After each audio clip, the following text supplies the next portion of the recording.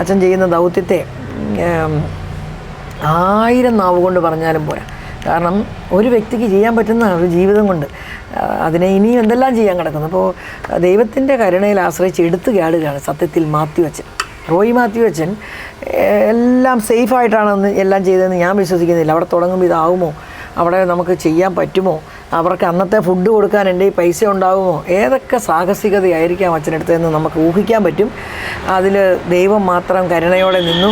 ആ ദൈവത്തിൻ്റെ കരുണയിൽ ആശ്രയിച്ചപ്പോൾ അനേകർ അച്ഛൻ്റെ കൂടെ കൂടിച്ചേർന്നു. ഇനി അവരെ പറ്റിയാണ് എനിക്കറിയേണ്ടത്.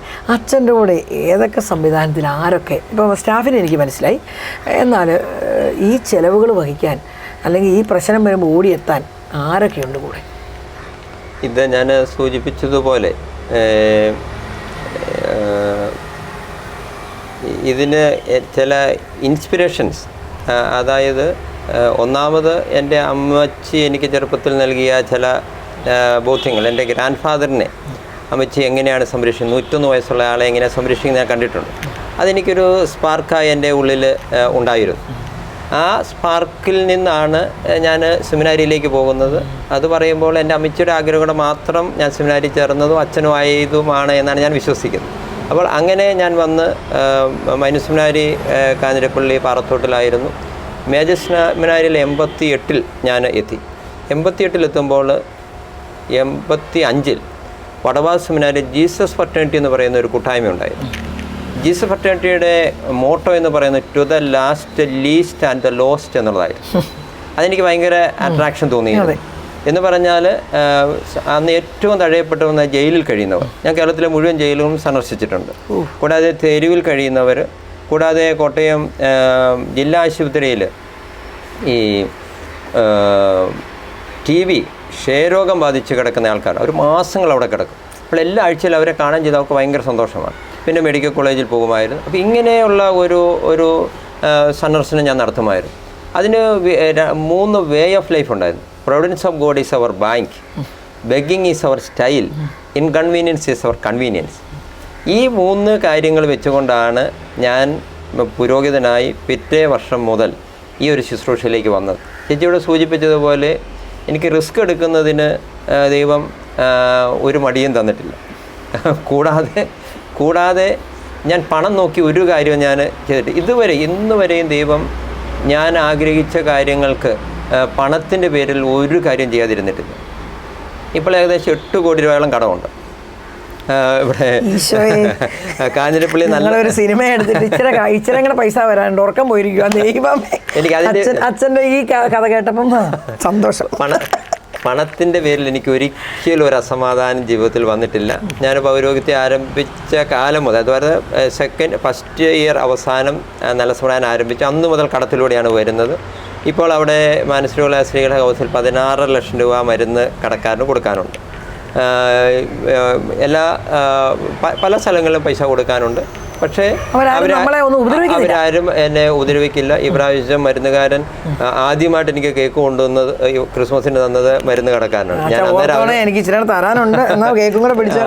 ഞാൻ അവനോട് പറഞ്ഞു, പൈസക്ക് സാരമില്ല, അഭിമാനത്തോടെ അവർക്കറിയാലോ അച്ഛൻ എന്നാ ചെയ്യുന്നത്. അതുപോലെ ആൾക്കാരെല്ലാവരും ഏത് കടയിലായാലും കടം ഉണ്ടെങ്കിൽ അത് 8-10 ലക്ഷമൊക്കെ ആകുമ്പോൾ അച്ഛാ ഇച്ചിരി തരാമോ എന്ന് ചോദിക്കുന്നില്ല. അതൊരിക്കലും എന്നെ നിർബന്ധിച്ചിട്ടില്ല.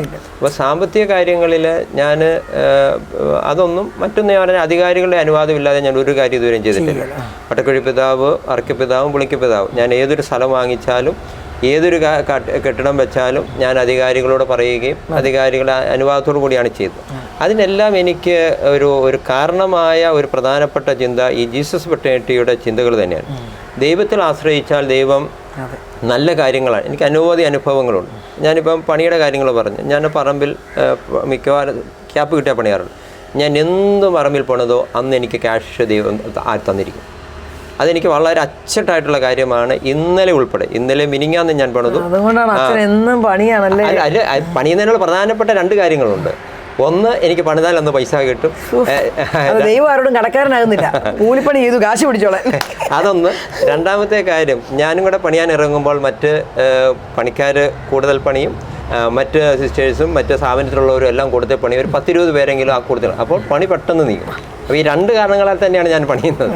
അപ്പോൾ അതുകൊണ്ട് എനിക്ക് പണിയുന്നത് വളരെ സന്തോഷമുള്ള കാര്യമാണ്. ഓക്കെ, അപ്പം ഞാൻ പറഞ്ഞു വന്നത് എൻ്റെ കൂട്ടത്തിൽ ബഹുമാനപ്പെട്ട സിസ്റ്റേഴ്സ് അവർ ചെയ്യുന്ന സേവനത്തെ എനിക്കത്ര വിവരിച്ചാലും പറയാൻ പറ്റും. പ്രത്യേകിച്ച് മാനസികമുള്ള സ്ത്രീകളെ അവിടെ CMC സിസ്റ്റേഴ്സാണ്. ആരും ഉറങ്ങാൻ പറ്റുകയില്ല. ഞാൻ തുടങ്ങി 1 വർഷം തികയുന്നതിന് മുമ്പ് ഒരു പെൺകുട്ടി അവിടെ ആത്മഹത്യ ചെയ്തു. തുടങ്ങി ഇങ്ങനെ സമാനമായ അനവധി പ്രശ്നങ്ങൾ. രാത്രിയിൽ ഒരു ബഹളം വെക്കും, കാറും. നല്ല ശതമാനം ദിവസങ്ങൾ അവർക്ക് ഉറങ്ങാൻ പറ്റില്ല.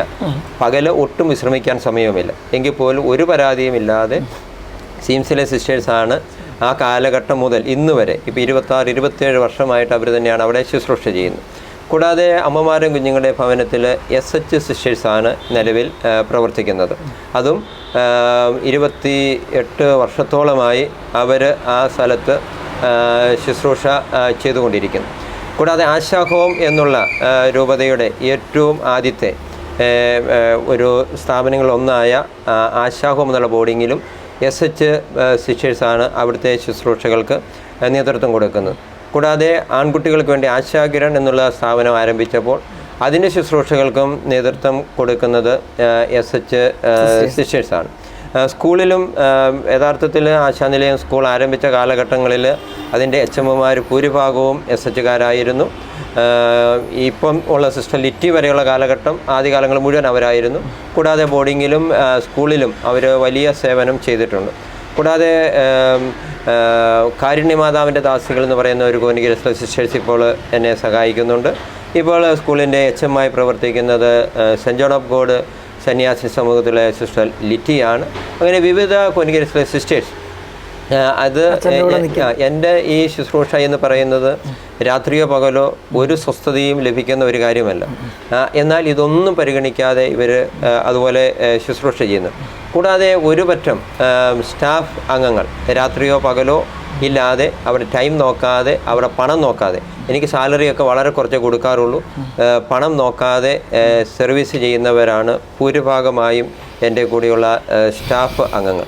കൂടാതെ ഇപ്പോൾ ഇപ്പം ഏഞ്ചൽസ് ഹോം എന്ന പേരിൽ പേരൻസ് അപ്പാർട്ട്മെൻറ്റ് തുടങ്ങിയിരിക്കുന്നു. അവിടെ ജോൺ ചേട്ടൻ ഉൾപ്പെടെ ഏതാനും പേരൻസ് ഉണ്ട്. അവർ ഈ കാര്യങ്ങളിൽ ഇൻവോൾവ് ചെയ്യുന്നുണ്ട്.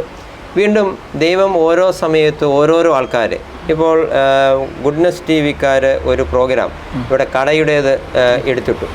അത് അനേക ആയിരങ്ങൾ കണ്ടു. അത് കണ്ടിട്ട് ഒരു പ്രൊഫസർ, ഒരു ബാബു ജോസഫ് എന്ന് പറയുന്ന സാറ് ഇവിടെ വന്നു. അദ്ദേഹം ഇപ്പോൾ കോട്ടയം പ്രദേശത്ത് അനവധി ആൾക്കാരെ കണക്ട് ചെയ്ത് ഇവിടെ നമ്മളെ സഹായിക്കാൻ ശ്രമിക്കുന്നുണ്ട്. അപ്പോൾ അതുപോലെ തന്നെ നമ്മൾ ഫ്രണ്ട്സ് ഓഫ് ഏഞ്ചൽസ് എന്ന് പറഞ്ഞുകൊണ്ട് ഇപ്പോൾ നമ്മൾ ഒരു കൂട്ടായ്മ രൂപീകരിച്ചിട്ടുണ്ട്. അത് ഓരോ കുട്ടിയെ സ്പോൺസർ ചെയ്യാൻ പറ്റുന്ന, നമുക്കൊരു 10,000 രൂപ എടുത്ത് ഒരു കുട്ടിക്ക് ഒരു മാസത്തെ ചിലവ് വരുന്നുണ്ട്. എന്നാൽ അതിൽ 10,000 ആകാം, 5,000 ആകാം, ഒരു തുക സ്ഥിരമായി ഓരോ മാസവും തരാൻ പറ്റുന്നവർ, അല്ല ഒരു വർഷത്തിൽ ഒരിക്കൽ തരാൻ പറ്റുന്നവർ, അല്ലെ ഒരു തുകയായിട്ട് തരാൻ പറ്റുന്ന അങ്ങനെ ഒരു കൂട്ടായ്മ നമ്മൾ ഡെവലപ്പ് ചെയ്യാൻ വേണ്ടി ഉദ്ദേശിക്കുന്നുണ്ട്. കൂടാതെ നമ്മുടെ സമീപത്തുള്ള കടകളാകാം, വെൽവിഷേഴ്സ് ആകാം, ഇങ്ങനെയുള്ള അനേക ആൾക്കാരുടെ സംഭാവനകൾ സഹായത്താലുമാണ് ഈ ഭവനങ്ങളെല്ലാം നടക്കുന്നത്. പേരൻസ് അപ്പാർട്ട്മെൻറ്റ്സ് മാത്രമേ അതിൻ്റെ വ്യത്യസ്തമായി നമ്മൾ 1100 സ്ക്വയർ ഫീറ്റ് മുതൽ മുകളിലേക്കുള്ള വീട് പൂർണ്ണമായി പണിത് അവരെ ഏൽപ്പിക്കുകയാണ്. അപ്പോൾ അങ്ങനെ ഏൽപ്പിച്ച് അതിന് മാത്രം നമ്മൾ പണം വാങ്ങിക്കുന്നുണ്ട്. ഭക്ഷണം കഴിക്കുന്നവരിൽ നിന്ന് ഭക്ഷണത്തിന് തുക വാങ്ങിക്കുന്നു, അല്ലാത്തവർ അവർ തന്നെ ഭക്ഷണം ഉണ്ടാക്കും. ഇനി പണമില്ലാത്തവരെ സംബന്ധിച്ച് എന്ത് എന്നുള്ള ഒരു ചോദ്യം ശക്തമായി മനസ്സിൽ നിൽക്കുന്നുണ്ട്. അതിന് ഇപ്പോൾ ഒരു ഫാമിലി, അവർക്ക് ഒരു മോനേ ഉള്ളൂ, മറ്റ് നിലവിൽ ജീവിക്കാനും താമസിക്കാനും സൗകര്യങ്ങളില്ല. അവരെ ഒരു പൈസ പോലും വാങ്ങിക്കാതെ ഇപ്പോൾ ഇവിടെ ഇപ്പം ഞാനൊരു ഒരു സൗകര്യത്തിൽ നിലവിൽ എടുത്തിട്ടുണ്ട്. അതിൻ്റെ ഭാവിയെക്കുറിച്ചൊന്നും എനിക്കിതുവരെ ഞാൻ ചിന്തിച്ചിട്ടില്ല. ദൈവം ഓരോന്നും നടത്തിയിട്ടുണ്ട്. അപ്പം അദ്ദേഹത്തിന് ഇവിടെ ഒരു ജോലിയും കൊടുത്തിട്ടുണ്ട്. ആ ജോലിക്ക് അദ്ദേഹത്തിന് വേതനവും കൊടുത്തുകൊണ്ട് അവരെ ഒരു പൈസ പോലും ഭക്ഷണത്തിന് വാങ്ങിക്കുന്നില്ല, താമസത്തിന് വാങ്ങിക്കുന്നില്ല. അദ്ദേഹത്തിന് അങ്ങോട്ട് ചെറിയ സാലറിയും കൂടെ കൊടുത്ത് എടുത്തിരിക്കുകയാണ്. അവർക്ക് നിലവിൽ ഒരു പൈസയും ഇങ്ങോട്ട് തരാൻ സാധിക്കുകയില്ല. അത് എൻ്റെ മനസ്സിലുള്ള അടുത്ത ഒരു ഡ്രീമാണ്. പണം ഇല്ലാത്ത, ഞാൻ ഇതുവരെയും ചെയ്ത എല്ലാ ശുശ്രൂഷകളും നല്ല സമ്പ്രദായം മാനസികരുടെ ഹൗസിൽ ഒരു പൈസ വാങ്ങിക്കാറില്ല, അമ്മയും കുഞ്ഞുങ്ങളുടെ ഭവനത്തിൽ വാങ്ങിക്കാറില്ല. Providence of God is our bank. ദൈവം തരും എന്നുള്ളതിന് വിശ്വാസക്കുറവൊന്നുമില്ല. ആ ഒരു വിധത്തിലാണ് ഇവിടെയുള്ള ശുശ്രൂഷകൾ മുന്നോട്ട് കൊണ്ടുപോകുക. അത് ദൈവം വളരെ സന്തോഷം അച്ഛാ. അത് കേൾക്കുമ്പോൾ തന്നെ അതായത് അച്ഛൻ്റെ കൂടെ നിൽക്കാൻ അനേകരെ കൂട്ടി ചേർക്കുകയാണ് ദൈവം. അതാണ് സത്യത്തിൽ മനസ്സിലാക്കുന്നത്. അതിന് സഹായിക്കുന്ന അച്ഛൻ്റെ ഈ പ്രവർത്തനങ്ങളിൽ സപ്പോർട്ട് ചെയ്യുന്ന എല്ലാവരെയും ഞങ്ങളുടെ ടീമും പ്രാർത്ഥനയോടെ ഓർക്കുന്നു. അതുപോലെ സീനൂസിൻ്റെയും മറ്റ് നമ്മുടെ ഈ പ്രോഗ്രാം കാണുന്നവരും ഈ സംരംഭങ്ങളെയൊക്കെ ഒന്ന് കണ്ടിട്ട് നമുക്ക് ഇവിടെ എന്ത് തരത്തിൽ നമുക്ക് ഹെൽപ്പ് ചെയ്യും. ഇപ്പോൾ ഉദാഹരണം കടയിൽ വന്ന് കുറച്ച് സാധനം മേടിച്ചാലും അത് ഈ കുട്ടികൾക്ക് ഉപകാരമാകും. അല്ലെങ്കിൽ ഒരു കുട്ടിക്ക് വേണ്ടി ഒരു സ്പോൺസറിങ്, ഒരു മാസത്തെ ഭക്ഷണം അല്ലെങ്കിൽ അവരുടെ ചിലവ് കൊടുത്താലും അവർക്ക് ഇവരെ സംബന്ധിച്ച് സഹായമാവും. അപ്പം നമ്മുടെ ജീവിതത്തിൽ ഈ ഭൂമിയിൽ നിന്ന് പോകുമ്പോൾ ഒന്നും നമ്മൾ കൊണ്ടുപോകുന്നില്ല, ഒന്നും കൊണ്ടുവന്നിട്ടുമില്ല. ഏതൊക്കെ ബാങ്കിൽ എന്തെല്ലാം ഇട്ടാലും ചിലപ്പോൾ ചെയ്യുന്ന ഒരു നേരത്തെ പാവപ്പെട്ടവന് കൊടുക്കുന്ന ഭക്ഷണമായിരിക്കും ദൈവസന്നിധിയിൽ ഏറ്റവും വിലപ്പെടുക. അപ്പോൾ ഈ നമ്മുടെ ഇങ്ങനത്തെ സംവിധാനങ്ങളെയൊക്കെ സഹായിക്കാൻ നമ്മളേ ഉള്ളൂ. അത് തീർച്ചയായിട്ടും കാണുന്നവരിലേക്ക് ഒരു ഇൻസ്പിറേഷൻ ഉണ്ടാകട്ടെ എന്ന് ഞാൻ ആശംസിക്കുകയും കൂടെയാണ്. അതോടൊപ്പം അച്ഛാ, അവാർഡുകളോ അല്ലെങ്കിൽ പുരസ്കാരങ്ങൾക്കോ ഒന്നും വേണ്ടിയല്ല അച്ഛൻ ചിന്തിച്ചിട്ട് പോലും കാണില്ല. എങ്കിലും അച്ഛനെ ബഹുമാനിക്കാതിരിക്കാൻ ഈ സമൂഹത്തിനോ രാജ്യത്തിനോ സഭയ്ക്കോ പറ്റില്ല. അങ്ങനെ കിട്ടിയ എന്തെങ്കിലും സന്തോഷങ്ങളെ ആയിട്ട് അതിനെ കണ്ടാൽ മതി. ദൈവം തരുന്ന ഒരു റിവാർഡായിട്ട് കണ്ടാൽ മതി. അങ്ങനെ കിട്ടിയ സന്തോഷങ്ങൾ എന്തെങ്കിലുമൊക്കെ ഉണ്ട്, അതുകൂടെ ഒന്ന് പറയാമോ? അവാർഡുകൾ പലത് ലഭിച്ചിട്ടുണ്ട്. ഞാനൊരിക്കലും ആ ഒരു രീതിയെക്കുറിച്ച് നമ്മൾ സാധാരണ അതിന് ആപ്ലിക്കേഷൻ പോലും കൊടുക്കുന്നതിൽ അത്ര താല്പര്യം കാണിച്ചിട്ടില്ല. കഴിഞ്ഞ 22 കേരളത്തിലെ ഏറ്റവും നല്ല ഭിന്നശേഷി NGOയ്ക്കുള്ള അവാർഡും ഏറ്റവും നല്ല പുനരധിവാസ കേന്ദ്രത്തിനുള്ള സംസ്ഥാന സർക്കാരിൻ്റെ അവാർഡ് 2 ഒരു വർഷം ഒന്നിച്ച് കിട്ടിയിരുന്നു. കൂടാതെ വ്യക്തിഗതമായി അനവധി അവാർഡുകൾ ലഭിച്ചിട്ടുണ്ട്. കൂടാതെ ഈ 11-ാം തീയതി സൗത്ത് ഇന്ത്യയിലെ ഏറ്റവും നല്ല സ്കൂളുകൾക്ക് വേണ്ടിയുള്ള തോമസ് ഫെലിക്സ് അച്ഛൻ്റെ ആദ്യത്തെ അവാർഡ് നമ്മുടെ സ്ഥാപനത്തിനാണ് ലഭിച്ചത്. അപ്പം അങ്ങനെ അനവധി പുരസ്കാരങ്ങൾ കിട്ടിയിട്ടുണ്ട്. അത് വലിയ പ്രാധാന്യം നമ്മൾ ഇല്ല, അത് അച്ഛന് പ്രാധാന്യം ഉണ്ടായിട്ടുമല്ല, തീർച്ചയായിട്ടും എനിക്കും അറിയാതെ. പക്ഷേ അതിനപ്പുറത്തേക്ക് ഈ രാജ്യമോ നമ്മുടെ സഭയോ അല്ലെ വ്യക്തികളോ സംവിധാനങ്ങളോ ഒക്കെ ഈ സംരംഭത്തെ കാണുമ്പോൾ അതിനൊരു വില നമ്മളെ പോലെ പുറത്ത് ഞങ്ങൾക്കൊക്കെ സന്തോഷമുണ്ട്. അതറിയാൻ മാത്രം അച്ഛനോട് ചോദിച്ചാണ്. ഇനി ഒരു ചെറിയ ചോദ്യം അച്ഛാ, ഇത് നല്ല ഭംഗിയുണ്ട്. നമ്മളിവിടെ ഇരുന്നത് തന്നെ എൻ്റെ വല്യപ്പൻ്റെ വീട്, അമ്മ വീട് ഇങ്ങനത്തെ തടിപ്പാനലായിരുന്നു. ഞങ്ങൾക്ക് ഇന്നും ഈ വരാന്തയും തടിപ്പാനലും കാണുമ്പോൾ അത് ഓർമ്മ വരികയാണ്. ഇന്നതെല്ലാം പൊളിച്ച് മനുഷ്യരെല്ലാം കളഞ്ഞു. ഇത് എന്താണ് ഇങ്ങനെ സംഭവിച്ചത്? ഇത് എന്തുകൊണ്ടാണ് ഇങ്ങനെ ഒരു സംഭവം ഇവിടെ നിലനിർത്തിയിരിക്കുന്നത്? ഇതെൻ്റെ സ്വന്തം വീട് ആയിരുന്നു. വീട് പൊളിച്ച് മറ്റൊരു വീട് പണിയാൻ പ്ലാൻ ചെയ്തപ്പോൾ ഞാൻ പപ്പായോട് ഈ വീട് എനിക്ക് തന്നേക്കാമെന്ന് ചോദിച്ചു. പപ്പ സന്തോഷമൊന്നുമല്ല, വളരെ താല്പര്യത്തോടു കൂടി ഈ വീട് തന്നു. അപ്പോൾ ഇത് തടി കൊണ്ടുള്ള വീടായതുകൊണ്ട് തന്നെ എനിക്ക് വലിയൊരു സന്തോഷമുണ്ടായിരുന്നു. അത് അതേപടി ഇവിടെ കൊണ്ടുവന്ന് റീസെറ്റ് ചെയ്തതാണ്. ഒന്ന് പോളിഷ് പോലും നല്ലവണ്ണം ചെയ്തിട്ടില്ല. അതിനുള്ള ഭയങ്കര റേറ്റ് ആകും പോളിഷ് ചെയ്യാൻ. അതേപടി ഇത് ചെയ്ത് ഇവിടെ കൊണ്ടുവന്ന് നല്ലൊരു ആശാരി ഏൽപ്പിച്ചു. അദ്ദേഹം വെള്ളമൊക്കെ തൊട്ട് നനച്ച് ഇത് ചീകിക്കളഞ്ഞ് നല്ല വൃത്തിയാക്കി എടുത്തു. അപ്പോൾ അത് വളരെ അവിടെ നിന്ന് റീസെറ്റ് ചെയ്താന്ന് ഒരു മനുഷ്യന് മനസ്സിലാവില്ല. ഇവിടെ ഉണ്ടായിരുന്ന രീതിയിലുള്ള ഒരു വീട് പോലെ ചെയ്ത് ആശാരിക്കും സല്യൂട്ട് ശരിക്കും അല്ലേ അദ്ദേഹത്തിൻ്റെ കഴിവ്. അത് ഇപ്പോൾ ഈ ലൈറ്റൊക്കെ മാത്രം നമ്മൾ ചുമ്മാ അഡീഷണൽ ആയിട്ട് ചെയ്തതാണ്. ബാക്കിയെല്ലാം ഒന്നും മോഡിഫൈ ചെയ്തിട്ടില്ല. ബാക്കിയെല്ലാം അതേപടി അത് നല്ലവണ്ണം ക്ലീൻ ചെയ്തെടുത്തു എന്നുള്ളത് മാത്രമേ ഉള്ളൂ. അതുപോലെ തന്നെ അച്ഛാ, തീർച്ചയായിട്ടും ഇങ്ങനെയൊരു വൈദികനുണ്ടായെങ്കിൽ ഇത്രയും ത്യാഗം ചെയ്യാൻ വേണ്ടി റെഡിയാണെങ്കിൽ, അല്ലെ ജീവിതം മാറ്റി വെച്ചത് പാവങ്ങൾക്കാണെങ്കിൽ, അല്ലെ വേണ്ടപ്പെട്ടവർക്ക് വേണ്ടിയാണെങ്കിൽ, ഇതിൻ്റെ പിന്നിൽ തീർച്ചയായിട്ടും അച്ഛൻ മുമ്പേ സൂചിപ്പിച്ചു കഴിഞ്ഞു. എൻ്റെ അമ്മയുടെ ഒരു വലിയ പ്രാർത്ഥനയോ ഇഷ്ടമോ ഒക്കെ ഉണ്ട്. കുടുംബത്തെ അച്ഛൻ്റെ സഹോദരങ്ങൾ, വടക്കേൽ കുടുംബത്തിൽ ഒത്തിരി സിസ്റ്റേഴ്സിനെയും വൈദികരൊക്കെ നമുക്കറിയാം. അപ്പോൾ അച്ഛൻ്റെ കുടുംബ പശ്ചാത്തലം കൂടെ ഒന്ന് പറയാം. ഞാൻ ഇടുക്കി ജില്ലയിലെ പെരുവന്താനം സ്വദേശിയാണ്. എൻ്റെ വീട് കർഷക കുടുംബമാണ്. പപ്പായും അമ്മച്ചിയും 2 സഹോദരരും, എനിക്കൊരു അനുജനും ഒരു പെങ്ങളുമാണ് ഉള്ളത്.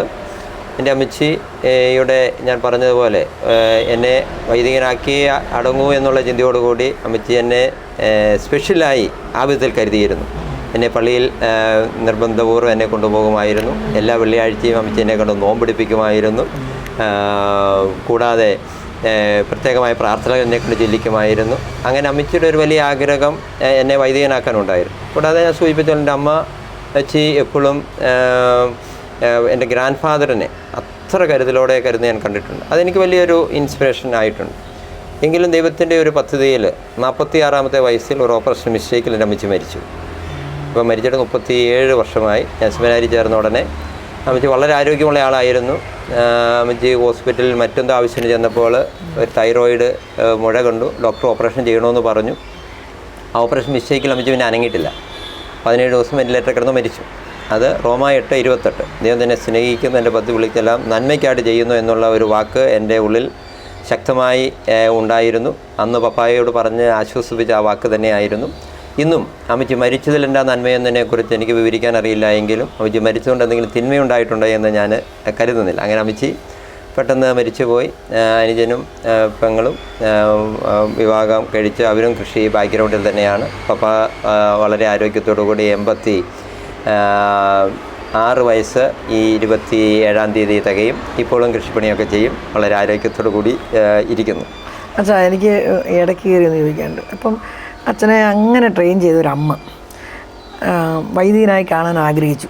ഇന്ന് നമുക്ക് ഉറപ്പായിട്ട് തീർച്ചയായിട്ടും നമ്മൾ വിശ്വസിക്കുന്നത് പുണ്യവാന്മാരുടെ ഐക്യത്തിലും പാപങ്ങളുടെ മോചനത്തിലും ശരീരത്തിൻ്റെ ഉയർപ്പിലുമാണെങ്കിൽ തന്നെ ഉറപ്പായിട്ടും നമ്മുടെ വിശ്വാസ പ്രമാണത്തിൻ്റെയും ഈശോ പഠിപ്പിച്ചതനുസരിച്ചും ജീവിച്ചിരിക്കുന്നവരും മരിച്ചവരും ക്രിസ്തുവിൻ്റെ ശരീരത്തിൻ്റെ ഭാഗം തന്നെയാണ്. അന്ത്യവിധിയിൽ എല്ലാവരും ഒരുപോലെ ഉറപ്പായിട്ടും നമ്മൾ വിശ്വസിക്കുകയാണ്. അല്ലെങ്കിൽ അല്പസമയം ഉണ്ടാകില്ലല്ലോ. അച്ഛൻ്റെ അമ്മ സ്വർഗത്തിലിരുന്ന് ഈ പറഞ്ഞ പൗരോഹിത്യം അച്ഛൻ സ്വീകരിക്കുന്നത് ആഘോഷപൂർവ്വം കാണുകയും വിശുദ്ധരോടുകൂടി കാണുകയും ചെയ്ത് എൻ്റെ മകൻ ഇത് ചെയ്യണമെന്ന് ഉള്ള ഒരു ബലമാകാം ഈ 1000 പേര് പ്രാർത്ഥിക്കുന്നതിനേക്കാളും അമ്മയുടെ ജീവിതവും ആഗ്രഹവും സ്വപ്നവും നമ്മൾ 100% വിശ്വസിക്കുകയാണ്. പക്ഷേ അവിടെ ഒരു മനുഷ്യൻ എന്നുള്ള നിലയ്ക്ക് പറയാൻ എളുപ്പമാണെങ്കിലും അച്ഛൻ അപ്പനോട് പറഞ്ഞതുപോലെ എല്ലാം നന്മയ്ക്കായി. എങ്കിലും ആ പൗരോഹിത്യം സ്വീകരിച്ചപ്പോൾ എൻ്റെ അമ്മ ഉണ്ടായിരുന്നെങ്കിൽ എന്ന് ഓർത്ത് അച്ഛന് ഒരു ആ ചങ്കിൻ്റെ അകത്തൊരു പിടുത്തം ഉണ്ടാകാനുള്ള സാധ്യതയുണ്ട്. എന്നാന്ന് പറഞ്ഞാൽ ഇന്ന് അച്ഛൻ വർഷങ്ങൾ കഴിഞ്ഞു അത് അനുഭവിച്ചപ്പോൾ ദൈവത്തോട് ചിലപ്പം വിഷമം തോന്നും. അതിന് പകരം അച്ഛൻ ആ നന്മയിൽ എങ്ങനെ എടുത്തു കൊണ്ടുപോകാൻ ആ സമയങ്ങളിൽ പറ്റി. അല്ല, ഞാനത് ഒരു തിന്മയെക്കുറിച്ച് ഞാൻ ചിന്തിക്കാൻ ആഗ്രഹിക്കാത്തത് കൊണ്ട് അത് ചിന്തിച്ചില്ല. പക്ഷേ ഞാൻ എൻ്റെ പൗരോഹിത്യ സ്വീകരണത്തിൻ്റെ അന്ന് വൈദിക വൈദികൻ എല്ലാവർക്കും നന്ദി പറയാറുണ്ട്. അപ്പോൾ ഞാൻ പറഞ്ഞ വാക്കിതാണ്, ഞാൻ എന്തായിരിക്കുന്നത് ദൈവകൃപയാലാണ് എന്ന് പൗലോസ്ലീഹ പറഞ്ഞുവെങ്കിൽ ഞാൻ എന്തായിരിക്കുന്നത് എൻ്റെ അമ്മച്ചിയാലാണ് എന്നുള്ള ആ ഒരു വാക്കാണ് ഞാൻ പറഞ്ഞ് അവസാനിപ്പിച്ചത്. അപ്പോൾ അത് ഞാൻ മറ്റ് ഉള്ളതിനെക്കുറിച്ച് ഞാൻ ചിന്തിക്കാൻ ഇപ്പോഴും ആഗ്രഹിക്കുന്നില്ല. അമ്മച്ചി ഉണ്ടായിരുന്നെങ്കിൽ, കാരണം ധാരാളം ബുദ്ധിമുട്ടുകൾ വീട്ടിൽ ഉണ്ടായിട്ടുണ്ട്. കാരണം പപ്പായും അനുജനും തുടർന്ന് 5 വർഷം തന്നെയായിരുന്നു. അനുജന് പപ്പായും അവന് അടുക്കളയിൽ പോലും കയറിയാലാതിരുന്ന ആൾ പപ്പായിക്ക് 5 വർഷം ഭക്ഷണം ഉണ്ടാക്കി കൊടുത്ത് അവനും പപ്പായ തന്നെ കഴിഞ്ഞിരുന്നു. ഒത്തിരി ബുദ്ധിമുട്ട്. ഞാൻ ഇടയ്ക്ക് പപ്പായോട് തിരിച്ച് ഞാൻ സെമിനാരിൽ പോരുകയാണ് എന്ന് പറഞ്ഞു. ഞാൻ എല്ലാ ഞായറാഴ്ചയും പ്രത്യേക പെർമിഷൻ വാങ്ങിച്ച് സെമിനാരിൽ നിന്ന് വീട്ടിൽ പോകാൻ. ഞാൻ പെർമിഷൻ ഇല്ലാതെ വീട്ടിൽ പോകാറില്ല. എല്ലാ ആഴ്ചയിലും പ്രത്യേക പെർമിഷൻ വാങ്ങിച്ച് വീട്ടിൽ പോകുമായിരുന്നു. അപ്പം പപ്പ എന്നോട് പറഞ്ഞു, നീ ഇവിടെ വന്നിട്ട് പ്രത്യേകിച്ചൊന്നും ഇവിടെ ഒന്നും ഉണ്ടാക്കി തരേണ്ട കാര്യമില്ല. അത് കാരണം പപ്പായ്ക്ക് എൻ്റെ അമ്മച്ചിയുടെ ആഗ്രഹം എന്തെന്ന് അറിയാമായിരുന്നു. അതുകൊണ്ടാണ്, അല്ല ഞാൻ തിരിച്ചു പോയേനെ. അപ്പം ആ ഒരു ബാക്കപ്പ് എൻ്റെ വീട്ടിൽ നിന്ന് പപ്പായും പ്രത്യേകിച്ച് എൻ്റെ അനുജനും അത് തന്നിരുന്നു. അവനും 23-ാമത്തെ വയസ്സിൽ അവൻ എൻ്റെ പട്ടത്തിന് മുമ്പ് 30 വർഷങ്ങൾ മുമ്പ് കല്യാണം കഴിക്കേണ്ടി വന്നു. പക്ഷേ ആളെ പിന്നെ അനിയത്തിയായാലും കുഞ്ഞുങ്ങളായാലും വളരെ നല്ലവണ്ണം ഒരു ക്രിസ്തീയ പശ്ചാത്തലത്തിൽ നല്ലവണ്ണം വളരുന്നു എന്നുള്ളത് നമുക്ക് സന്തോഷകരമായ കാര്യമാണ്. തീർച്ചയായിട്ടും എൻ്റെ അച്ഛൻ്റെ ഏറ്റവും വലിയ ഭാഗ്യമാണ് അച്ഛൻ്റെ അമ്മ നമുക്കൊക്കെ ഇപ്പോൾ ഇത് നമ്മുടെ കൂടെ ഉണ്ട്, നമുക്ക് വേണ്ടി പ്രാർത്ഥിക്കുന്നുണ്ട്. ഇനി ചെയ്യുന്ന എല്ലാ കാര്യത്തിലും ഇരട്ടി ബലമാണെന്ന് ഞാനങ്ങനെ ചില അനുഭവങ്ങൾ എനിക്കുണ്ട്. എൻ്റെ വല്യമ്മയായിരുന്നു എൻ്റെ സർവ്വ പ്രചോദനവും. അതായത് വല്യപ്പൻ്റെ അമ്മ. അപ്പോൾ ഞാൻ ശരിക്കും അമ്മയ്ക്ക് 10-60 വയസ്സൊക്കെ കാണും. എന്നും പള്ളിയിൽ പോവും. അച്ഛൻ പറഞ്ഞ പോലെ പള്ളി കൊണ്ടുപോകും. ഹാർമോണിയം വായിക്കാൻ കുഞ്ഞിലെ തന്നെ പഠിച്ചപ്പം പള്ളിയിലെ കുർബാനയ്ക്ക് ഒരു വിട്ടുവീഴ്ചയില്ലാതെ കൊണ്ടുപോകും. നോവേനയ്ക്ക് കൊണ്ടുപോകും. എന്നിട്ട് തിരിച്ചു പോരുമ്പം ഒരപ്പമൊക്കെ വാങ്ങിച്ചു തരും. അതൊക്കെ നമ്മുടെ ആ കാലഘട്ടത്തിലെ ഏറ്റവും വലിയ സന്തോഷമാണ്. അതൊക്കെ കഴിച്ചാൽ ഒരു ഐസ്ക്രീം മേടിച്ച് 5 പൈസയുടെ ഐസ്ക്രീമൊന്നും അല്ലത്, ക്യൂ പോലെ 5 പൈസയ്ക്ക് കിട്ടും. എന്നാലും പള്ളി വരണം. ആ അമ്മ മരിച്ചു കഴിഞ്ഞ് അമ്മയ്ക്ക് വിശുദ്ധരോട് ഭയങ്കര സ്നേഹമായിരുന്നു. ഞങ്ങളെ കുഞ്ഞിലെ പറഞ്ഞ് പഠിപ്പിക്കുമായിരുന്നു. അതുപോലെ അമ്മ അൽഫോൻസാമ്മയുടെ ഈ പറഞ്ഞ പോലെ എന്തോ ബന്ധമുണ്ടെന്ന് എനിക്ക് തോന്നുന്നത്. എന്താണേലും അൽഫോൻസാമ്മയുടെ കുടുംബമായിട്ട് ക്ലോസ്ഡായിരുന്നു. പൈകയാണ് അമ്മയുടെ വീടും. അപ്പോൾ സിസ്റ്റേഴ്സ് പറഞ്ഞു കൊടുത്തതോ അച്ഛന്മാർ പറഞ്ഞു കൊടുത്തതോ അനുസരിച്ച് അമ്മ രാവിലെ ഞങ്ങളെയൊക്കെ വിളിച്ചേൽപ്പിച്ചിട്ട് കിഴക്കോട്ട് നോക്കി നിർത്തും, കയ്യും കൂപ്പി. എന്നിട്ട് പ്രാർത്ഥിച്ചോളാൻ പറയും. മാർപ്പാപ്പ ഇപ്പോൾ അനുഗ്രഹിക്കുന്നതെന്നാണ് അമ്മ പറയുന്നത്. മാർപ്പാപ്പയ്ക്ക് അവിടെ 12 മണി രാത്രിയായിരിക്കും മിക്കവാറും. പക്ഷേ ഇന്നതൊക്കെ ചിന്തിക്കുമ്പോഴേ നമുക്കറിയത്തുള്ളൂ ആ ടൈമും ഈ ടൈമും ഒന്നും അല്ലെന്ന്. പക്ഷേ അമ്മയുടെ വിശ്വാസമായിരുന്നത്. ആ തന്ന ബോധ്യം ലോകത്തിൻ്റെ എവിടെ പോയാലും സഭയ്ക്ക് എതിരെ കുറ്റം പറയാനോ പൗരോഹിത്യത്തിനെയോ സന്യസ്തത്തെ അപമാനിക്കാനോ ഒന്നും ഇന്ന് വരെ നാവെടുത്ത് ഉപയോഗിക്കാൻ ഞങ്ങളെയൊക്കെ പ്രേരിപ്പിക്കാത്തത് ബേസിക്കലി തന്ന ആ വിശ്വാസത്തിൻ്റെ അടിത്തറയാണ്. നമ്മുടെ വീട്ടിലൊരു സ്വന്തം അനിയത്തിയോ മക്കളോ ഉണ്ടായാൽ പോലും ആ കുഞ്ഞുങ്ങളെ നോക്കാൻ, ഇങ്ങനെയുള്ള കുഞ്ഞുങ്ങളെ നോക്കാൻ പെടുന്ന പാട് നമുക്കറിയാം. ഇത് അവരുടെ മക്കളല്ലാഞ്ഞിട്ട് അവരുറങ്ങാതിരുന്ന് ഇങ്ങനത്തെ കുഞ്ഞുങ്ങൾക്ക് വേണ്ടി അധ്വാനിക്കുന്ന ഉറങ്ങാത്ത എത്ര സിസ്റ്റേഴ്സ് നമ്മുടെ സഭയിലുണ്ട്. അപ്പോൾ പൗരോഹിത്യത്തെയും സന്യസ്തത്തെയും ബഹുമാനിക്കാനും വാഴ്ത്തി പറയാനും ഇത് കൂടുതലൊന്നും വലിയ സംഭവമൊന്നും വേണ്ട. അവിടെ വരുന്ന ചെറിയ മൈനസുകളെ നിസാരവൽക്കരിച്ചുകൊണ്ട് സഭ ചെയ്യുന്ന നന്മകളെ സാർവത്രികവൽക്കരിക്കാൻ ഇത് കൂടുതൽ തെളിവുകളും വേണ്ട. അപ്പോൾ ഇനി അച്ഛനോടുള്ള അവസാനത്തെ എന്ന് പറഞ്ഞാൽ എൻ്റെ ഒരു ചെറിയ ക്വസ്റ്റ്യൻ കൂടിയാണ്. ബാധ്യതകളുണ്ട്. ആരും വന്ന് അച്ഛനെ പ്രശ്നം ഉണ്ടാക്കുന്നില്ലെങ്കിലും പൈസ കൊടുക്കാനുണ്ട്. പല കാര്യങ്ങൾ ഇനിയും ചെയ്യാനുണ്ട്. കൃഷി ചെയ്ത് വെച്ചിട്ടുണ്ട്. ഇവിടെ പല സംരംഭങ്ങളും പണി നടന്നുകൊണ്ടിരിക്കുന്നുണ്ട്. ഇതെല്ലാം അതിൻ്റെ വഴിക്ക് ദൈവം തന്നെ നടത്തും. അച്ഛന് ധൈര്യമുണ്ട്, ദൈവം നടത്തുകയും ചെയ്യും. ഇനിയും സ്വപ്നങ്ങളും കാണും. ഇനിയും കാണും, എനിക്ക് ഇവർക്ക് വേണ്ടി ഇതുകൂടെ ചെയ്യണമല്ലോ ദൈവമേ, അവർക്കത് കൊടുത്താൽ നല്ലതാണല്ലോ. ഇങ്ങനത്തെ കുഞ്ഞു സ്വപ്നങ്ങൾ ഇനിയും എന്നൊക്കെ ഉണ്ട് അച്ഛൻ്റെ മനസ്സിൽ. അല്ല, എനിക്ക് സ്വപ്നങ്ങൾ ധാരാളമുണ്ട്. അതിൽ 2 പ്രധാനപ്പെട്ട സ്വപ്നത്തിൽ ഏറ്റവും പ്രധാനപ്പെട്ട സ്വപ്നം എന്ന് പറയുന്നത് തീർത്ത് സിവിയറായ, സ്വയം ഉപദ്രവിക്കുന്ന, മറ്റുള്ളവരെ ഉപദ്രവിക്കുന്ന, സ്വന്തം വീട്ടിൽ പോലും നോക്കാൻ പറ്റാത്ത വളരെ സിവിയറായ അനവധി ഭിന്നശേഷിയുള്ള ആൾക്കാരുണ്ട്. നിലവിൽ അവർക്ക് ഒരു സ്ഥലവും ഒരിടത്തുമില്ല. അതൊരു ഹോസ്പിറ്റൽ ലൈക്ക്, ഒരു ക്ലിനിക് ലൈക്ക് ഒരു സംവിധാനം. എക്സ്ട്രാ കെയർ, ഡോക്ടർ വേണം, നേഴ്സസ് വേണം, 24 hours സഹായം വേണം. അങ്ങനെയുള്ളവർക്ക് വേണ്ടി ഒരു ഹൗസ് തുടങ്ങണമെന്ന് എൻ്റെ ഉള്ളിൽ വലിയ ആഗ്രഹം. നമുക്ക് സ്ഥലമുണ്ട്, പക്ഷേ അത് കോടിക്കണക്കിന് രൂപ ഉണ്ടെങ്കിൽ മാത്രമേ കെട്ടിടം പണിയാൻ പറ്റുകയുള്ളൂ. അതിൻ്റെ മെയിൻ്റനൻസ് എന്ന് പറഞ്ഞാൽ 24 hours വിജിലൻ്റായ നേഴ്സസ്, ഡോക്ടർ സൗകര്യങ്ങൾ വേണം. അങ്ങനെ ഒരു കെട്ടിടം തുടങ്ങണമെന്നുള്ള വലിയൊരു ആഗ്രഹം എൻ്റെ മനസ്സിലുണ്ട്. മറ്റൊന്ന് ഉള്ളത്, ഇപ്പോൾ തെറാപ്പി സെൻറ്റർ, തെറാപ്പിയിലും വളരെയധികം ഓവർ നമ്പറാണ്. കുട്ടികൾക്ക് ആവശ്യത്തിന് തെറാപ്പി വരുന്നവർക്ക് കൊടുക്കാൻ നമുക്ക് പറ്റുന്നില്ല. ഒരു തെറാപ്പിയുടെ തന്നെ ഒരു സെപ്പറേറ്റ് യൂണിറ്റ് കൂടി തുടങ്ങണമെന്ന് എൻ്റെ മനസ്സിൽ ആഗ്രഹമുണ്ട്. അപ്പോൾ അത് ദൈവം ആഗ്രഹിക്കുന്നുവെങ്കിൽ യഥാസമയം അനേകരുടെ ദൈവം നടത്തും എന്നുള്ള ഒരു വിശ്വാസമാണ് എനിക്കുള്ളത്. പിന്നെ ഈ ഒരു ശുശ്രൂഷ നമ്മൾ ചെയ്യുമ്പോൾ ഒരു പുരോഹിതൻ എന്ന നിലയിൽ എന്തെങ്കിലും എൻ്റെ ഒരു മെരിറ്റോ ആണെന്ന് എനിക്കൊരിക്കലും കാണാൻ പറ്റുകയില്ല. ഞാനിപ്പോൾ ഈ മാതാപിതാക്കന്മാരുടെ വേദനയും ദുഃഖവും കാണുമ്പോൾ യാക്കോബിലെ പറഞ്ഞതുപോലെയാണ്, ചെയ്യേണ്ട നന്മ ഏതെന്ന് അറിഞ്ഞിട്ട് ചെയ്യാതിരിക്കുന്നവൻ പാപം ചെയ്യുന്നു. ഞാനീ ചെയ്യുന്നില്ല, ഐ ഡു സിൻ എന്നുള്ളൊരു ഉത്തമമായ ബോധ്യം എൻ്റെ മനസ്സിലുണ്ട്. അതുകൊണ്ട് തന്നെ ഞാൻ ഈ ചെയ്യുന്ന കാര്യങ്ങൾ, ഞാനൊരു പുരോഹിതൻ എന്ന നിലയിൽ എൻ്റെ ഒരു മിയർ ഡ്യൂട്ടിയാണ്, അല്ലെങ്കിൽ റെസ്പോൺസിബിലിറ്റിയാണ്. അപ്പോൾ അത് ചെയ്യുന്നതിന് ധാരാളം പ്രശ്നങ്ങളുണ്ട്. മാനുഷികമായി പറഞ്ഞാൽ സമാധാനം എന്ന് കൊണ്ടേന്ന് പറയാൻ പറ്റില്ല. പക്ഷേ ദൈവമാണ് അത് നടത്തേണ്ടതെന്ന് ഞാൻ വിശ്വസിക്കുന്നു. മദർ തെരേസ പറഞ്ഞതുപോലെ, not how we are successful, how we are faithful. ഞാൻ വിജയത്തെക്കുറിച്ച് അധികം ഇപ്പോൾ ചിന്തിക്കുന്നില്ല. പലതും മാനുഷികമായി ചിന്തിച്ചാൽ നമുക്ക് എത്ര ഫെയ്ത്ത്ഫുൾ ആകാൻ നമ്മുടെ വിളിയോടും നമ്മുടെ ദൗത്യത്തോടും. കാരണം ഞാൻ പറഞ്ഞതുപോലെ ഞാൻ ഈ മേഖലയിൽ ഒന്നും പഠിച്ചിട്ടുള്ള ആളുമല്ല. പക്ഷേ അതിന് ദൈവം ഇപ്പം സർക്കാർ തലത്തിലാണെങ്കിൽ പോലും ഓർഫനേജ്, ഓൾഡ് ഏജ് മേഖലയിലും ഞാനില്ലാത്ത മീറ്റിങ്ങുകൾ വളരെ കുറവാണ്. അതുപോലെ തന്നെ 18 വയസ്സ് കഴിഞ്ഞ ഭിന്നശേഷിക്കാർക്ക് വേണ്ടിയുള്ള കരിക്കുലം ഡോക്ടർ തിരുശാക്കുട്ടി എന്ന് പറയുന്ന മാഡവും ഞാനും കൂടി ചേർന്നാണ് ഇപ്പോൾ അത് സർക്കാർ ഉണ്ടാക്കി കൊടുത്തിരിക്കുന്നത്. അത് ആദ്യം താമസിക്കാതെ വരും. അപ്പോൾ ഇങ്ങനെയൊക്കെ ദൈവം എനിക്ക് ഇൻവോൾവ് ചെയ്യാൻ ഒത്തിരി അവസരങ്ങൾ ദൈവം തന്നു എന്നുള്ളത് ഒരു അനുഗ്രഹമാണ്. അപ്പോൾ അത് ഒരു പുരോഹിതൻ എന്ന നിലയിൽ ഞാൻ എൻ്റെ ഒരു ദൗത്യമാണ്. അത് അതിൽ വ്യത്യസ്തമായ മറ്റൊരു ഡ്യൂട്ടി എനിക്ക് ചെയ്യാനില്ല. അച്ഛാ, ഇവിടെ ഒത്തിരിയേറെ ഇപ്പോൾ ഈ ദിവസങ്ങളിൽ തന്നെ അച്ഛൻ എന്നോട് പറഞ്ഞതനുസരിച്ച് വലിയ ഫങ്ഷൻസ്, പ്രോഗ്രാമുകൾ സംഘടിപ്പിക്കുന്നുണ്ട്. സെമിനാറുകൾ കാണും, പ്രോഗ്രാമുകൾ കാണും, കോമ്പറ്റീഷൻ കാണും, അല്ലെങ്കിൽ വലിയ പ്രോഗ്രാം. എന്തൊക്കെ പ്രധാനപ്പെട്ട, ഒത്തിരി പറഞ്ഞില്ലെങ്കിലും ഈ പ്രധാനപ്പെട്ട എന്തൊക്കെ സംഭവങ്ങൾ ഇങ്ങനെ നമ്മൾ സംഘടിപ്പിക്കാറുണ്ട് ഈ സ്ഥാപനത്തിൽ? ഇപ്പം നമ്മൾ പ്രധാനമായും കേരളത്തിൽ സ്പെഷ്യൽ എഡ്യൂക്കേഷൻ ആരംഭിച്ചിട്ട് 60 വർഷമായി. നമ്മുടെ സ്കൂൾ ആരംഭിച്ചിട്ട് സുവർണ്ണ ജൂബിലിയിലേക്ക് പ്രവേശിക്കുക. അതിൻ്റെ ഭാഗമായി നമ്മൾ സ്റ്റേറ്റ് വൈഡായി, സ്റ്റേറ്റല്ല കേരളത്തിൽ നിന്ന് പുറത്തുനിന്നും തമിഴ്നാട്ടിൽ നിന്നൊക്കെ ആൾക്കാർ വരുന്നുണ്ട്, വലിയ ഒരു എക്സിബിഷൻ സംഘടിപ്പിക്കുകയാണ്. ഒരു എക്സിബിഷന് വലിയ പ്രകടമായ ലക്ഷ്യങ്ങൾ നമുക്കുണ്ട്. ഇപ്പം ഈ ഒരു എക്സിബിഷനിലൂടെ നമ്മൾ ഉദ്ദേശിക്കുന്നത് എങ്ങനെയാണ് അമ്മയുടെ ഉദരത്തിൽ ഇങ്ങനെ ഒരു കുഞ്ഞ് രൂപപ്പെടുക. അപ്പോൾ അതിനുള്ള കാരണങ്ങൾ നമ്മൾ കാണിക്കും. ആ കാരണങ്ങൾ പരിഹരിച്ചാൽ ഇങ്ങനൊരു കുഞ്ഞ് ജനിക്കാതിരിക്കാം. ഇനി മറ്റു പല കാരണത്താൽ ഇങ്ങനെ ഒരു കുഞ്ഞ് ജനിച്ചാൽ ഏർലി ഇൻ്റർവെൻഷനിലൂടെ, സ്പെഷ്യൽ എഡ്യൂക്കേഷനിലൂടെ, തൊഴിൽ പരിശീലനത്തിലൂടെ, പുനരധിവാസത്തിലൂടെ ആ ആളെ സമൂഹത്തിൻ്റെ മുഖ്യധാരയിലേക്ക് എത്തിക്കാൻ നമുക്ക് സാധിക്കും. ഇത് പൊതുസമൂഹത്തെ ഒന്ന് പഠിപ്പിക്കണം എന്നുള്ള വലിയൊരു ആഗ്രഹമാണ്. അവർക്കൊരു ഇൻഫർമേഷൻ ആകണമെന്ന വലിയ ആഗ്രഹം. നമ്മൾ ആ 10,000-കണക്കിന് ആൾക്കാർ പങ്കെടുക്കുമെന്ന പ്രതീക്ഷയോടു കൂടിയാണ് കോളേജ്, സ്കൂള്, പൊതുസമൂഹത്തിൽപ്പെട്ട ആൾക്കാരെ മാക്സിമം പങ്കെടുപ്പിച്ചുകൊണ്ട് ഈ ഒരു പ്രോഗ്രാം നടത്തുക. ഏത് ദിവസം എവിടെ വെച്ചാണ്? ഇവിടെ വെച്ച് ഈ ഏഞ്ചൽസ് വില്ലേജിൽ വെച്ചാണ് നടത്തുക. ജനുവരി 23, 24, 25, 26 തീയതികളിലാണ് ഈ പ്രോഗ്രാം നമ്മൾ സംഘടിപ്പിക്കുക. എക്സിബിഷനുണ്ട്. അതോടനുബന്ധിച്ച് ഈ 60 വർഷം കൊണ്ട് കേരളത്തിൽ പിന്നെ സ്പെഷ്യൽ സ്കൂളുകളിൽ പഠിച്ച് വലിയ ഉന്നതിയിലേക്ക് വന്ന ആൾക്കാരുടെ ഒരു എബിലിറ്റി ഫെസ്റ്റ് അവരെ നമ്മൾ ആദരിക്കുകയാണ്. ഭിന്നശേഷിയുടെ മികവ് ഉത്സവം എന്നാണ് നമ്മളിതിനെക്കുറിച്ച് പേരിട്ടിരിക്കുന്നത്.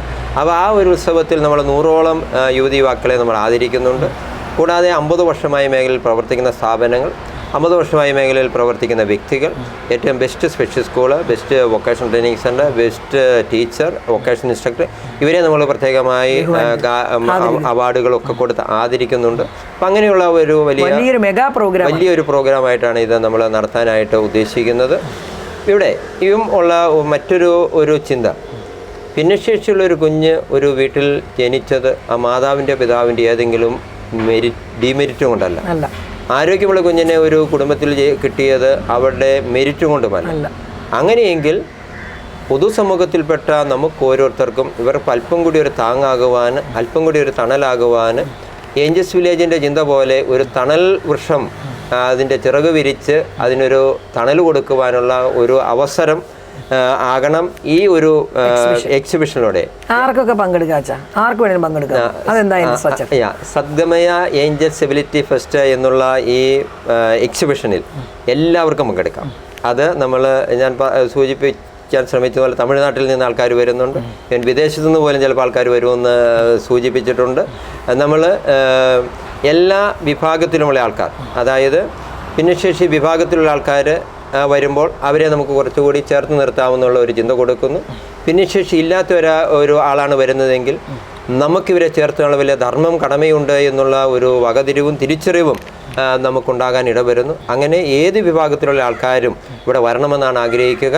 കാരണം ഇത് വെറുതെ ഒരു പ്രദർശനം എന്നതിനേക്കാൾ ഇത് നമ്മുടെ ജീവിതത്തെ കുറച്ചുകൂടി മാനുഷ്യത്വത്തോടു കൂടിയും കുറേ കൂടി റെസ്പോൺസിബിളായും നമ്മുടെ ജീവിതത്തെ കാണാനും മറ്റുള്ളവരെ കുറെ കൂടി ചേർത്ത് നിർത്തുവാനും ഉള്ള ഒരു അവസരമായോ അല്ലെങ്കിൽ അതിന് കിട്ടുന്ന ഒരു ഇൻസ്പിറേഷനായോ ഇത് മാറണമെന്നാണ് ആഗ്രഹിക്കുന്നത്. അച്ഛാ, നമ്മുടെ ഈ പ്രോഗ്രാം തീർച്ചയായിട്ടും കേൾക്കുന്നവർക്ക് അനേകർക്ക് പലതരത്തിലുള്ള പ്രചോദനമാണ് ഉണ്ടാകുക. ഓക്കെ, എനിക്കും ഇങ്ങനെയൊക്കെ എന്തെങ്കിലും സഹായിക്കണമല്ലോ, കൂടെ നിൽക്കണമല്ലോ, അല്ല ഞാനും എന്തെങ്കിലും ചെയ്യേണ്ട ആളാണല്ലോ എന്ന് ചിന്തിക്കുന്ന അനേകർ നമുക്കുണ്ടാകട്ടെ എന്ന് പ്രാർത്ഥിക്കുകയാണ്. അതോടൊപ്പം തന്നെ ഒരു വ്യക്തിക്ക് 100 കാര്യം ചെയ്യാൻ പറ്റുന്നുണ്ടെങ്കിൽ ഞാനെന്ന വ്യക്തിക്കും ഒരു കാര്യങ്ങളും ചെയ്യാമല്ലോ എന്ന് ഇൻസ്പിറേഷൻ ഉണ്ടായാലും മതി, അതിൻ്റെ ഒരു ഗുണം കിട്ടും. അതോടൊപ്പം ഇതുപോലെയുള്ള കുഞ്ഞുങ്ങൾ പലയിടത്തും ഇരിപ്പ് കാണും. അവർക്ക് ചിലപ്പോൾ ഒരുപക്ഷെ ഇവിടെ വരാനോ ഒന്ന് കാണാനോ ഒക്കെ സാധ്യതകൾ അല്ലെങ്കിൽ അതിനുവേണ്ടി ഒരു അവസരമാകാം. ഇങ്ങനെ പലതരത്തിലാണ് നമ്മുടെ ഈ പ്രോഗ്രാം കൊണ്ട് ഈ സമൂഹത്തിനോ അല്ല നമ്മുടെ വ്യൂവേഴ്സിനോ ഉണ്ടാകാവുന്ന ചിന്തകളെന്ന് ഉറപ്പാണ്. അപ്പോൾ അച്ഛൻ്റെ ജീവിതം, അച്ഛൻ്റെ യാത്ര, അച്ഛനേറ്റ ദൗത്യം, അച്ഛനിന്ന് കണ്ടുകൊണ്ടിരിക്കുന്ന പല കാര്യങ്ങൾ, യുവജനങ്ങളൊക്കെ ഇന്നൊന്നിനും ഒരു പരിധിവരെ 75% കുട്ടികളും എല്ലാ സാധ്യതയിലും ജീവിക്കുന്നത്. 25 ഇന്നും ബലഹീനമാണ്. എന്നാൽ 25-ൻ്റെ കയ്യിലും നല്ല മൊബൈലുണ്ട്, നല്ല ഫുഡുണ്ട്. കാരണവന്മാർ അവരുടെ ഇഷ്ടത്തിനാണ്, അവരാണ് ടി വി വയ്ക്കുന്നത് ഏത് പ്രോഗ്രാം കാണണമെന്ന്, അവരാണ് ഭക്ഷണം തീരുമാനിക്കുന്നത് ഏത് ഭക്ഷണം ഇന്ന് ബ്രേക്ക്ഫാസ്റ്റ് വേണ്ടതെന്ന്. അപ്പനും അമ്മയൊന്നുമല്ല. ആ രീതിയിൽ ഒരു തലമുറയാണ് ഇവിടെ ജീവിക്കുന്നത്. ഏത് സൗകര്യം കുറഞ്ഞാലും ഒട്ടും സഹിക്കാൻ പറ്റത്തില്ലാത്ത തലമുറ. പക്ഷെ അച്ഛൻ്റെ യാത്രയുണ്ട്, അച്ഛൻ്റെ ജീവിതമുണ്ട്, അച്ഛൻ്റെ പേരൻസ് ഉണ്ട്, കാണുന്ന അനുഭവങ്ങളുണ്ട്. എന്താണ് നമ്മുടെ സമൂഹത്തോടും യുവതലമുറയോടും അതുപോലെ ഗവൺമെൻറ് സംവിധാനങ്ങളോടൊക്കെ ഇത്രയും മേഖലകളിലൂടെ പോകുന്ന റോയി അച്ഛന് സംസാരിക്കാനുള്ള ഒരു സന്ദേശം? എനിക്ക് ഇതേക്കുറിച്ച് ചേച്ചിയോട് ചോദ്യത്തിന് മറുപടി പറയുമ്പോൾ, ഞാൻ രൂപത ഫാമിലി അപ്പോസ്ലേറ്റിൻ്റെ ഡയറക്ടറായിരുന്ന അവസരത്തിൽ ഇടവകളിൽ മാതാക്കളെ കാണാൻ പോകുമ്പോൾ പറയാറുണ്ടായിരുന്ന ഒരു കാര്യം ഇങ്ങനെയായിരുന്നു: പള്ളിയിൽ പോട എന്ന് പറയാതെ പള്ളിയിൽ വാട എന്ന് പറയാൻ സാധിക്കണം. എന്ന് പറഞ്ഞാൽ ഓടാ എന്ന് പറയണമെങ്കിൽ നമ്മൾ വീട്ടിലിരിക്കണം, വാടാ എന്ന് പറയണമെങ്കിൽ നമ്മൾ കൂടത്തിലിറങ്ങണം. അത് കണ്ടുപഠിക്കാനുള്ള ആ കാഴ്ചകൾ ഇന്ന് കുറയുന്നുണ്ടോ എന്ന് എനിക്ക് സംശയമുണ്ട്. പ്രത്യേകിച്ച് ഇങ്ങനെയുള്ള ഭവനങ്ങളിൽ നമ്മൾ കുഞ്ഞുങ്ങളുമായി മാതാപിതാക്കൾ ഒന്നിച്ച് വരുമ്പോൾ അവർക്ക് കിട്ടുന്ന ഒരു വലിയ ഒരു ബോധ്യം, ഇൻസ്പിറേഷൻ എന്ന് പറയുന്നത് വളരെ വലുതാണ്. ഏതാനും ദിവസങ്ങൾക്ക് മുമ്പ് ഇവിടെ അപ്പാർട്ട്മെൻറ്റിലുള്ള ഒരു കുടുംബത്തിലെ പിതാവ് വേറൊരു സ്ഥലത്ത് എന്തോ ആവശ്യത്തിന് പോയിരിക്കുകയാണ്. മക്കൾ 2 പേരും, ഒരാൾ ബെഡ് റിഡനാണ്, മറ്റൊരാളും ബുദ്ധിപരമായ പരിമിതിയുള്ളത്. 2 കുട്ടികൾക്കും അസുഖമായി. അപ്പം ആ കുട്ടികളിൽ ഹോസ്പിറ്റലിൽ കൊണ്ട് ട്രീറ്റ് ചെയ്യാൻ ബുദ്ധിമുട്ടാണ്. അതുകൊണ്ട് സിസ്റ്റർ ലിറ്റി ഡോക്ടറെ ഇങ്ങോട്ട് വിളിച്ചു. ഇവിടെ കൊണ്ടുവന്ന് ഡോക്ടർ വന്ന് കുട്ടികളെ കൊണ്ട് മരുന്നെല്ലാം പ്രിസ്ക്രൈബ് ചെയ്തു. അതിനുശേഷം ഡോക്ടർ പോകാൻ വേണ്ടി വെയിറ്റ് ചെയ്ത് നിൽക്കുമ്പോൾ ഞാൻ ഓഫീസിലേക്ക് കയറി പോവുകയാണ്. അപ്പോൾ അവിടെ ഡോക്ടറെ കണ്ടു. ഡോക്ടർ എന്നാണ് വിശേഷം? ഞാനിവിടെ കുട്ടികളെ കാണാൻ വേണ്ടി വന്നതാണ്. എന്നിട്ട് എന്നോട് പറയുകയാണ്, വെച്ചാൽ ഈ കുട്ടികളെ വന്ന് കണ്ടിട്ട് പോകുമ്പോൾ 2 ആഴ്ച ഒരു ധ്യാനം കൂടുന്നതിനേക്കാൾ ഒരു ഇൻസ്പിറേഷനാണ് എനിക്കുള്ളത് എന്ന്. അപ്പോൾ ആ ഡോക്ടറിൻ്റെ ആ വാക്കുകൾ എന്നെ വളരെയധികം ചിന്തിപ്പിച്ചു. ഇതുപോലെ അനവധി ചിന്തകൾ എൻ്റെ മനസ്സിൽ ഉണ്ടായിട്ടുണ്ട്. അത് കഴിഞ്ഞ ദിവസം ഡോക്ടർ എന്നെ പറഞ്ഞു, കാരണം 2 ആഴ്ച ഒരു ധ്യാനം കൂടുന്നതിനേക്കാൾ എനിക്ക് ഒരു തൃപ്തിയാണ് ഈ കുഞ്ഞുങ്ങളെ കണ്ടിട്ട് പോകുമ്പോൾ. കാഞ്ഞിരപ്പള്ളി നല്ല സമുദായ ആശ്രമത്തിൽ തെരുവിൽ നിന്നുള്ളവരെയാണ് കൂടുതലും നമ്മളെ എടുക്കുക. കാഞ്ഞിരപ്പള്ളി സ്റ്റേഷനിൽ ഉണ്ണികൃഷ്ണൻ എന്ന് പറയുന്ന ഒരു പോലീസുകാരനുണ്ടായിരുന്നു. അദ്ദേഹം തെരുവിൽ നിന്ന് കിട്ടുന്നവരെല്ലാം കൊണ്ടുപോരും, ഞാൻ എടുക്കുകയും ചെയ്യും. ഒരിക്കൽ പള്ളിക്കത്തോട് പോലീസ് സ്റ്റേഷനിൽ എത്തിക്കഴിഞ്ഞിട്ട് അദ്ദേഹം എന്നെ വിളിച്ചാൽ ഞങ്ങൾക്ക് ഒരു സ്ത്രീയെ തെരുവിൽ നിന്ന് കിട്ടി കൊണ്ടുവരണം. ചിലപ്പോൾ കൊണ്ടുവരാൻ പറഞ്ഞു.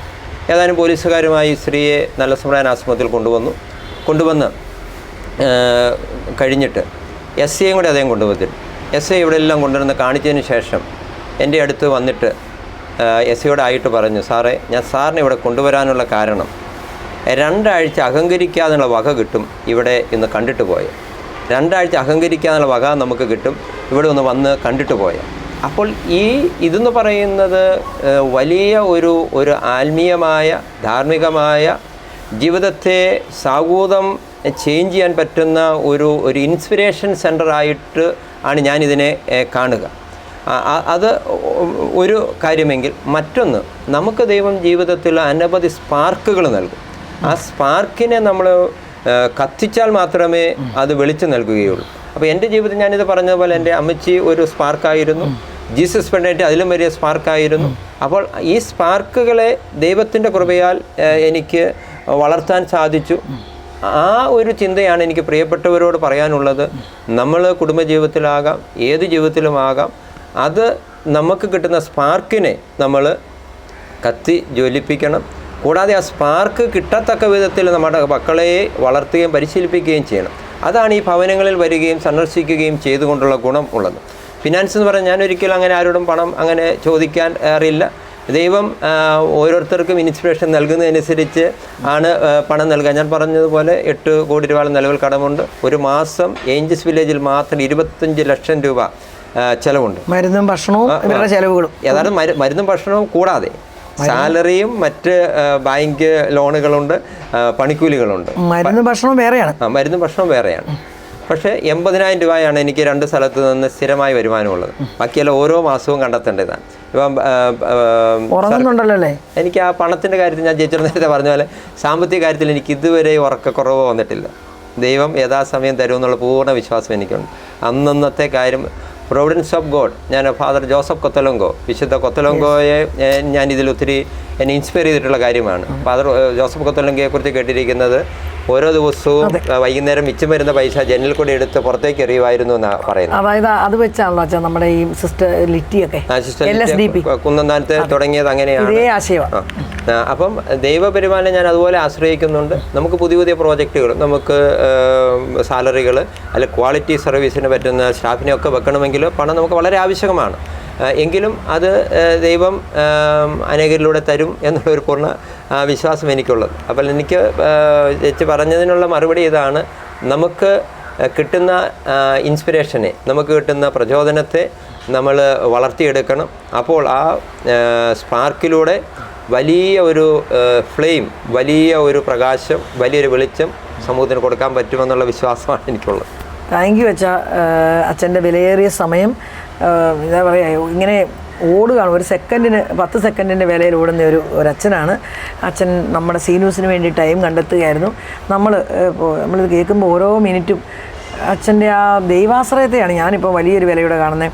അതായത് ഒരു ചെറിയ വീട്ടിലെ ചെറിയ കാര്യങ്ങൾ നടത്താൻ ഉറക്കാൻ പോകുന്ന കുടുംബങ്ങളിൽ ജീവിക്കുന്ന നമ്മൾ, വലിയൊരു വീട്, വലിയ ഉത്തരവാദിത്വം, നൂറുകണക്കിന് ആൾക്കാരുടെ ഫുഡ്, അവരുടെ മരുന്ന്, അവർക്ക് വേണ്ടിയുള്ള ട്രെയിനിങ്ങുകളുടെ സാലറി, ഇവിടെ നടക്കുന്ന സംവിധാനങ്ങൾ, ഇതെല്ലാം കൊണ്ടുപോകാൻ വേണ്ടി ദൈവം എൻ്റെ കൂടെ ഉണ്ടെന്നും ആ സ്പാർക്കിനെ ഞാൻ വളർത്തണമെന്നും.